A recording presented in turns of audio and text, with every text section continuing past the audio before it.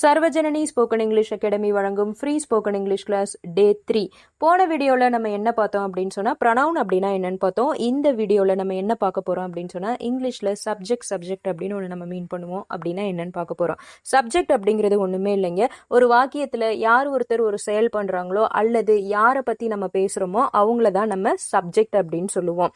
உதாரணத்துக்கு Ram is eating. இந்த sentence பாருங்க. இந்த சென்டென்ஸில் யார் சாப்பிட்றாங்க? ராம் சாப்பிட்டு இருக்காங்க.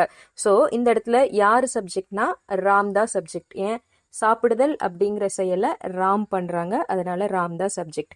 He is running. அவன் ஓடிக்கொண்டு இருக்கிறான். இங்க யார் ஓடுறான்? அவன் ஓடுறான், அவன் தான் சப்ஜெக்ட். அப்ப ஹீ தான் இந்த இடத்துல சப்ஜெக்ட். ஓடுதல் அப்படிங்கிற செயலை அவன் பண்ணி கொண்டிருக்கிறான், அப்ப அவன் தான் சப்ஜெக்ட், ஹீ தான் சப்ஜெக்ட். இந்த மாதிரி ஒரு வாக்கியத்தில் யார் ஒருத்தர் ஒரு செயல் பண்ணுறாங்களோ அல்லது யாரை பற்றி நம்ம பேசுகிறோமோ அவங்கள தான் சப்ஜெக்ட் அப்படின்னு சொல்லுவோம். கொஞ்சம் கொஞ்சமாக இங்கிலீஷ் பேச கற்றுக்கோங்க. அடுத்த வீடியோவில் நம்ம சந்திக்கலாம்.